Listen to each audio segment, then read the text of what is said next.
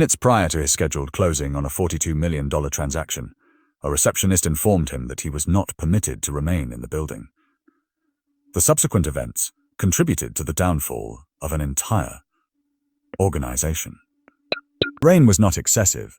It was merely sufficient to obscure the glass entrances of Holston Royce Consulting in downtown Minneapolis. The marble-tiled vestibule was illuminated by fluorescent lighting, and the air was permeated with the faint aroma of freshly brewed espresso. Individuals in tailored jackets passed by, their phones affixed to their palms and earphones in their ears. Everyone appeared to have a crucial appointment. Terrence Dupree entered the room silently, initially going unobserved. He carried a leather briefcase that was evidently several years old, and wore a dark navy trench coat that was not designer, but rather functional. He did not wear a Rolex on his forearm. He was not accompanied by security. Tall 44-year-old black man, with clear eyes and a placid demeanor who did not necessitate attention, but perhaps should have, was present. As he approached, the receptionist glanced up from her desk. The name on her name tag was Megan, and she was no older than 26. Bob that is blonde, eyelashes that are thick, AirPods are worn in one ear. She scarcely maintained eye contact before diverting her attention to the clock situated behind him. "Hello, I have an appointment with the executive board at 10 a.m. Terrence stated, his voice remaining steady and courteous. He elicited a glance from her. "For which department?" "I am present to engage in a meeting with the board of directors." "It is scheduled. Terrence Dupree is my name." He waited for her to process the information.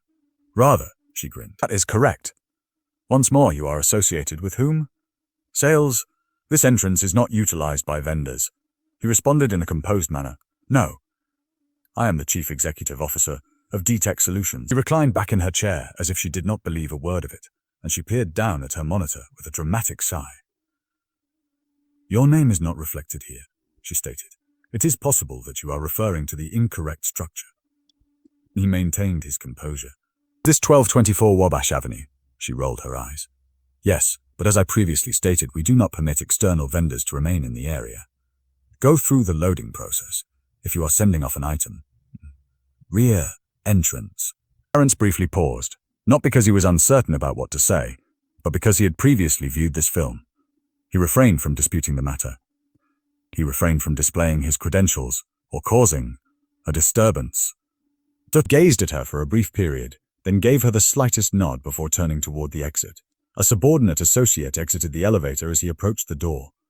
Terrence caused the young man, who was likely a recent college graduate, to stop in mid-step.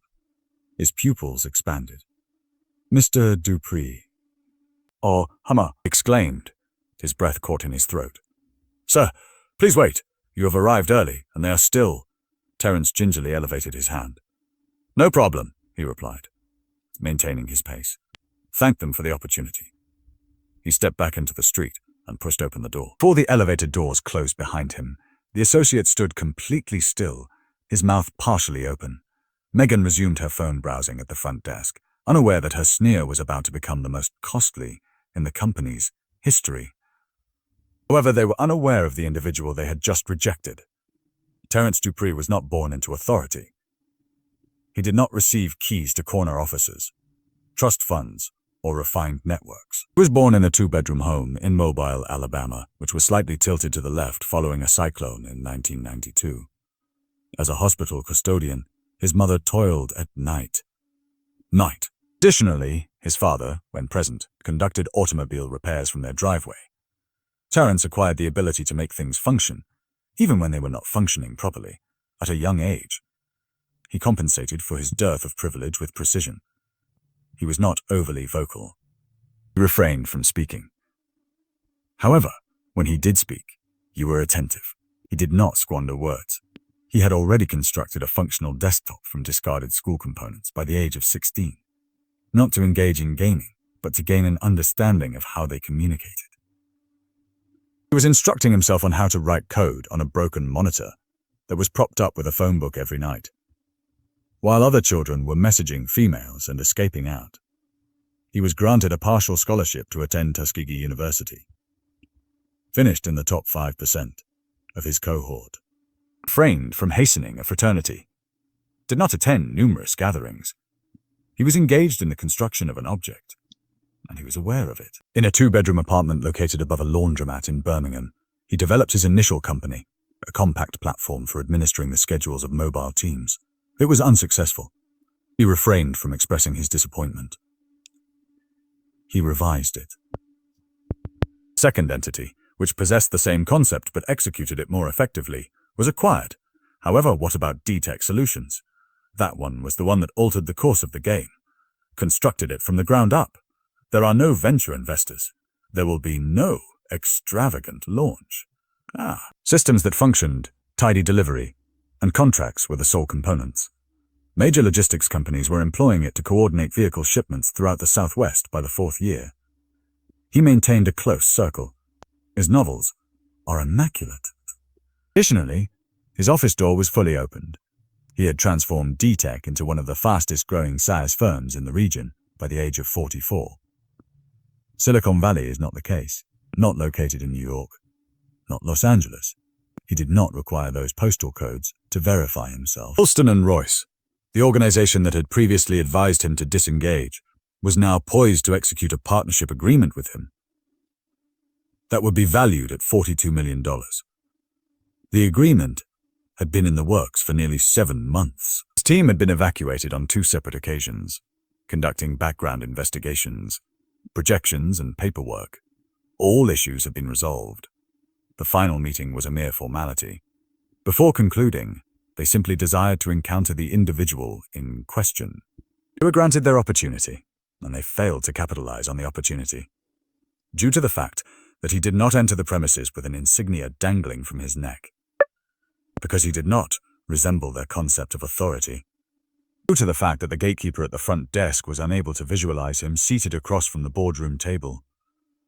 Terrence had encountered this phenomenon previously, including at banks, hotels, and technology conferences where individuals believed he was a member of the catering staff. However, it is important to note that he did not become enraged. He never did. He did not interpret it as an attack on his character. Not because it was not personal, but because granting them that authority would have resulted in their victory. Additionally, they had not. His phone vibrated twice as he strolled down Wabash Avenue, the rain sprinkling his outerwear. He examined the display. A confirmation message from his vice president in Phoenix, which indicated that the contract signature is permitted to proceed next week. Terrence ceased. Gazed upward at the skyline and made a decision on the footpath. A single action. Only one. Travis R. Archon Systems was the number that he scrolled to on his phone. Tapped. He was left with only one option upon his return to Minneapolis. Additionally, he accomplished this feat without uttering a single word. The call was established within 2 rings. The voice on the other end responded. Terrence, with a mixture of astonishment and amusement. You typically do not contact me unless there is an issue. Who is it this time? Terrence exhaled a fleeting snicker. Travis, I have a gift for you. Are you seated at your desk? Answer, yes. What is the situation? Terrence entered a sandwich store that was situated across from the Holston Royce building by stepping under its awning. He maintained a composed demeanor. Do you recall the platform integration that Holston has been putting off? Travis's demeanor altered. He leaned in. Answer. Yes. Are you aware that you were scheduled to conclude the transaction with them today? I was, until their front desk determined that I was not worth the elevator ride. The line was silent for a brief period. Then Travis laughed, a brief pointed and almost disbelieving laugh. You are joking. Unfortunately, no. The receptionist instructed me to depart. I neglected to consult the almanac, Travis murmured. That is quite extraordinary. Do you enter the building wearing a hoodie or something? It is merely a coat.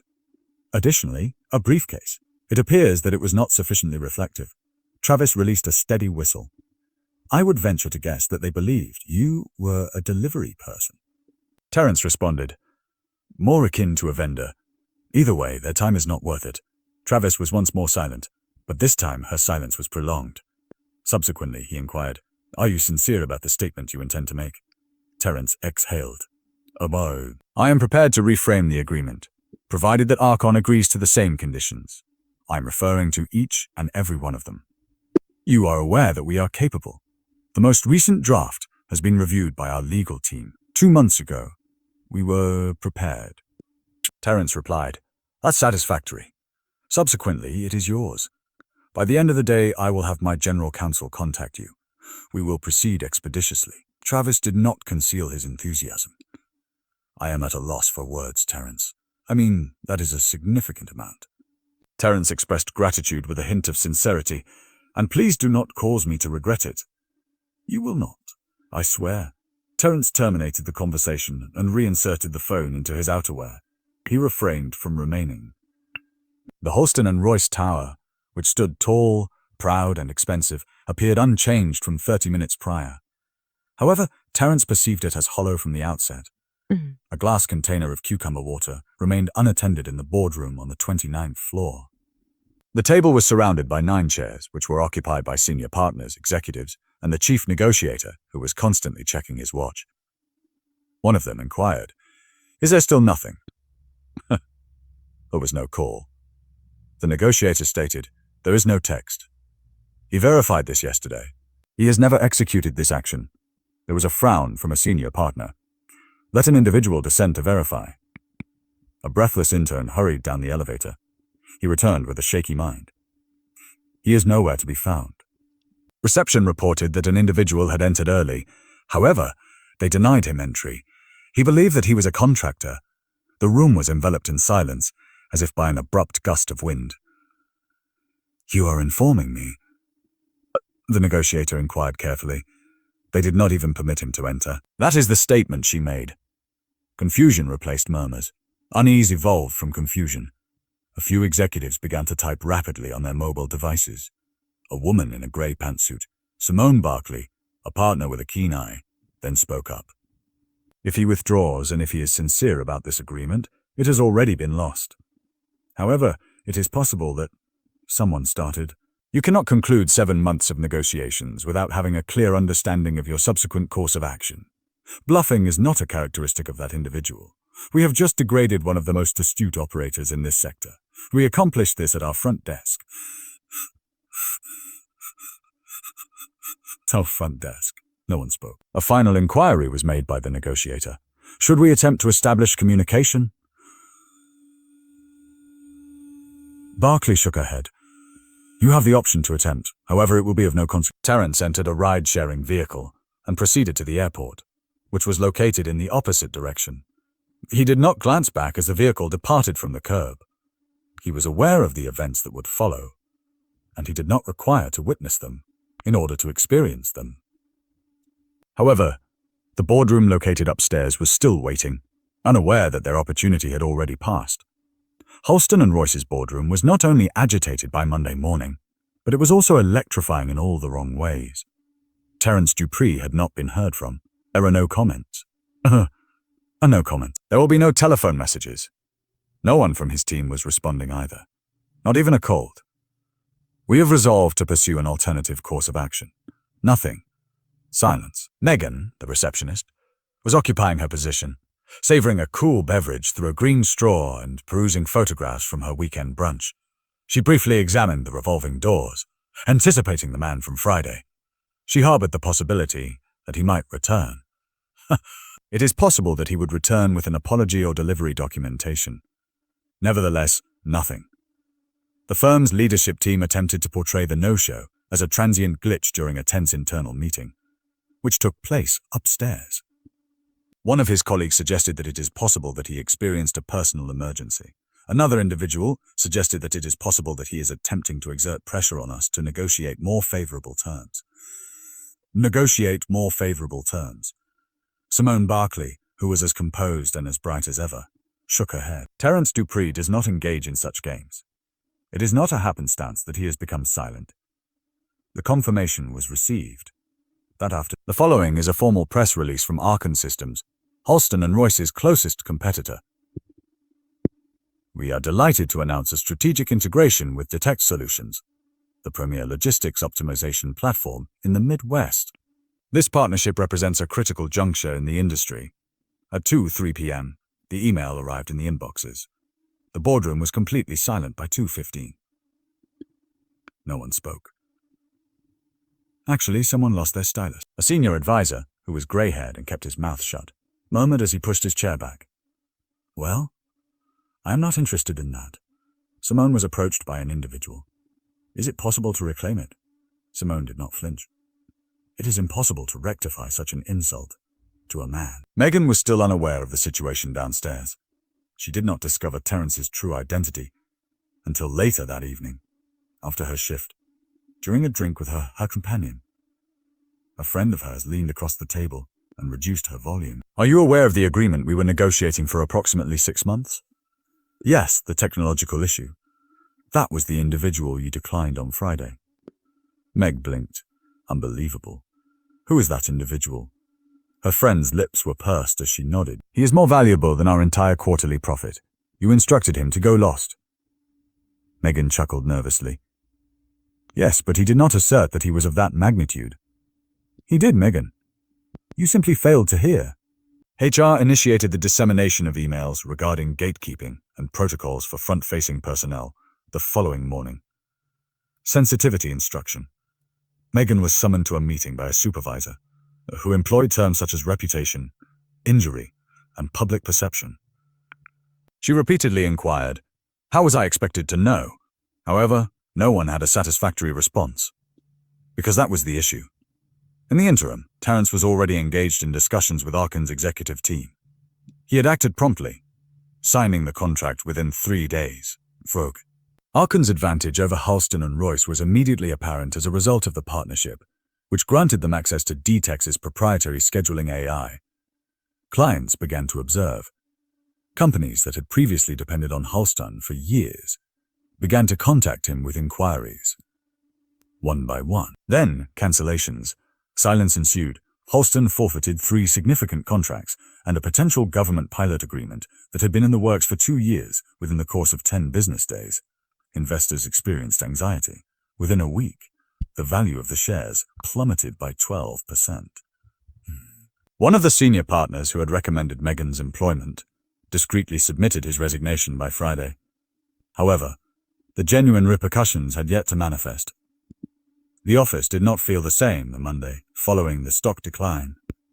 Executives who previously exchanged handshakes now proceeded in silence. Conversations in the hallway concluded when specific individuals passed by. Even the maintenance personnel appeared to perceive a change. The receptionist's station was vacant for the majority of the morning. Megan failed to appear. Word spread that she had been placed on unpaid leave pending a review. Although it was not explicitly stated, it was widely understood that it was related to him, the individual in the suit. The one that she dismissed with the same abandonment as a flyer. Distributor.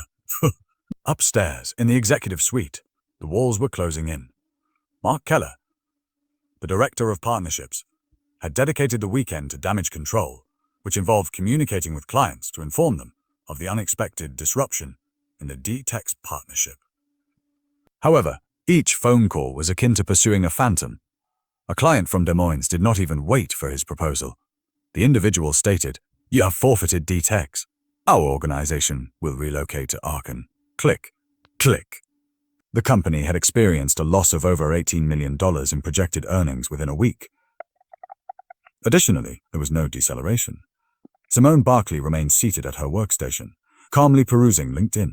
She was aware that this moment would occur, not only because of the error, but also because of the information it disclosed. They were always secretly vulnerable to presumption. Pedigree, connections, and the appropriate image were the foundations of their success. However, they overlooked the fact that genuine authority was not always embodied by a 3-piece suit at some point. Simone had been the one to advocate for Terrence's agreement from the outset. She held him in high regard for the structure he had constructed. She was in awe of his silence. His reserve. Today, she was incapable of expressing astonishment as she observed the entire situation unravel. The news reached the press. Subsequently, a blog located in St. Paul disclosed the information. Tech giant DTEX walks away from major deal after being snubbed in lobby. Signs with competitor instead. The headline gained widespread attention. Business channels acquired it within hours. Dissections of it were conducted on Reddit forums. Twitter was inundated with controversial opinions. The majority of individuals did not have a personal relationship with Terrence. However, they all shared a similar narrative. A time when they were dismissed, appraised, or underestimated. The internet had now discovered its folk hero. Individuals initiated an investigation into Megan's previous posts. Screenshots were discovered. Nothing explicitly cruel, but just the perfect amount of cynicism and tone to ignite the flame. Holston Royce endeavored to extinguish the flame. They issued an ambiguous statement regarding the re-evaluation of internal procedures. Additionally, enhancing inclusive initiatives, however, no one was concerned. The devastation was characterized by a visage. Terrence Dupree is his name. Nevertheless, he refrained from uttering any public statements. There are no statements. There will be no press tour. There are no messages. Silence. And that silence conveyed more than any speech ever could.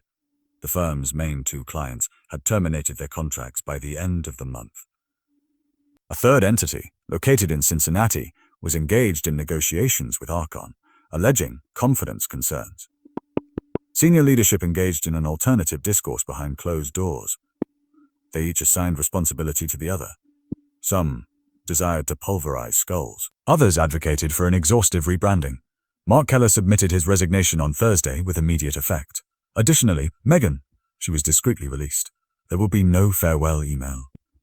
There was no send-off. A brief stroll to the elevators and a manila envelope are all that is required. She did not appear furious as she departed. Rather, she appeared bewildered, as if the gravity of the situation had not yet settled in until the doors closed behind her. However, it was widely recognized by all other individuals. The dominoes had toppled. The hands that tilted them did not belong to an individual who was furious or loud. They belonged to an individual who was reserved. Individuals who were not required to shout in order to be heard. However, the decisive strike was delivered from an unexpected source. Terrence Dupree returned 2 months later, just as Minneapolis was beginning to recover from a persistent March cold. There was no announcement made by him. There are no comments. Calendar invitations are unavailable. Absence of censors. He entered through the identical glass doors, carrying the same worn briefcase and donning the same dark coat. Only this time, the security officer on duty immediately rose up and radioed upstairs upon recognizing him. Within minutes, an individual from the executive floor was en route to meet him. Terrence did not engage in conversation with the front counter. He failed to even briefly examine it. Megan was no longer present. Rosalind, a calm temporary employee, greeted the man in front of her with a polite good morning, but did not recognize him. He scarcely nodded once and remained silent. Simone Barkley was the individual who welcomed him. Her expression was inscrutable, but she was not chilly, as she emerged from the elevator wearing a tailored black coat. She refrained from initiating a salutation immediately. She uttered a subdued, "Terrence," as if she were acknowledging an overdue matter. He responded to her name with the same composed demeanor. "Simone, we are grateful for your attendance," he stated, "even if it does not ultimately fulfill our expectations." He did not respond to that immediately. They walked together to a small private conference room, located on the 3rd floor. Nothing spectacular. Absence of expansive perspectives. There were only 2 chairs, a table and a carafe of coffee that had been thoughtfully left by an individual, although neither of them touched it. Simone took a seat. "I will be candid with you. The organization has sustained substantial losses. We missed out on 5 significant contracts. 2 additional individuals are withdrawing. Our reputation is, well, you know." Terrence did not respond. Simone continued, "We have implemented modifications. The individuals who are accountable for the events that transpired are no longer present." Terrence responded in a composed manner. "That is satisfactory. However, that is not the primary reason for my presence." Simone's wrists were clasped together. "Consequently, what is the reason?" Terrence gazed at her. "Because someone inquired whether I intended to disclose the events in public." She maintained his gaze, anticipating his response. "I declined," he stated, "because I was not interested in avenging myself. I do not operate in that manner." Simone breathed out a gentle, nearly imperceptible sigh of relief. "I came," he continued, "because I needed to see what I had left behind, to remind myself that I had made the right decision." The silence between them was piercing, yet respectful. Next, Simone stated, "You did." He rose to his feet. The duration of the meeting was less than 8 minutes. A group of trainees passed them in the hallway as they walked back toward the elevators. One of them, a young black woman wearing a brown blazer, slowed down upon beholding Terrence. Her pupils slightly dilated, indicating that she was aware of his identity. She did not respond. I merely extended a subtle, deferential gesture.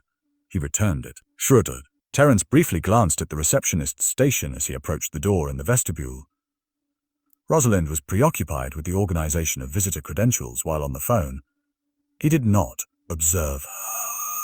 Nevertheless, the desk's appearance had undergone a transformation, not as a result of the individual who occupied it, but rather as a result of the concepts it once symbolized. Without uttering a word, he emerged onto the sidewalk. His outerwear was agitated by the breeze. He allowed himself a small grin for the first time since the abortive meeting. Not arrogant, dissatisfied. Just... Simone remained in the lobby for an additional moment, observing him vanish into the throng. He was a man with whom they could have accomplished great things. A man who was misunderstood, slightly underestimated, rejected. Nevertheless, he had bestowed upon them the most uncommon of all gifts, grace. However, the lesson was ingrained in the minds of all who observed it. It is effortless to discuss power as if it constantly makes an appearance, as if it enters a room with a red carpet, name badges, and a round of acclaim. However, genuine power, the kind that operates without generating any commotion and does not require an explanation, is reminiscent of Terrence Dupree. There were no titles embroidered on his torso. Absence of retinue. A man, his work, and the history that influenced him. Holston and Royce acquired a valuable lesson the hard way, something that the majority of individuals fail to recognize until it is too late. It is not only detrimental to one's business to evaluate an individual based on their appearance. It is naive. It is indolent. It is a form of blindness that is not apparent until the entire area is on fire, and you are left to ponder who lit the match.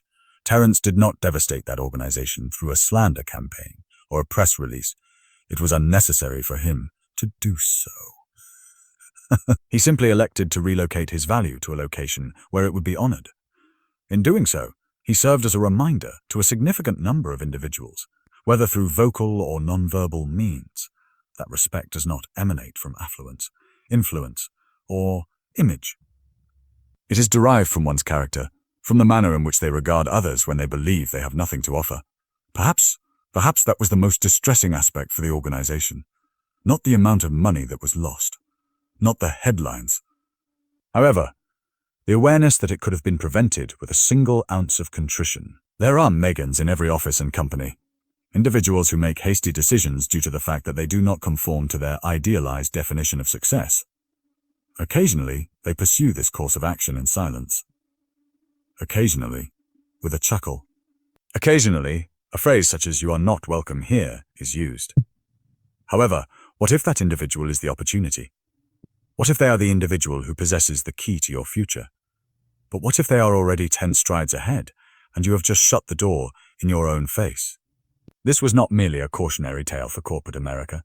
It serves as a lesson for all of us regarding propriety, patience, and taking the time to observe individuals, truly observe them, not for their attire, not because of their speech. Nevertheless, for their nature and the value they contribute.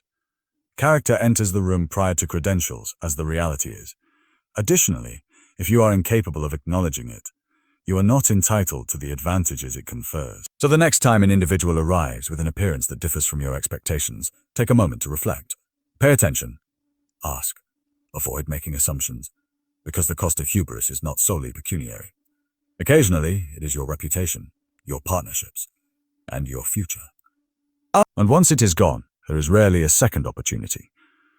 Don't scroll past if this narrative evoked a thought or resonated with you. Distribute it. Discuss the matter. Additionally, if you have not already done so, please consider subscribing. We have additional narratives that are comparable to this one. Additionally, each one serves as a reflection of the world in which we reside.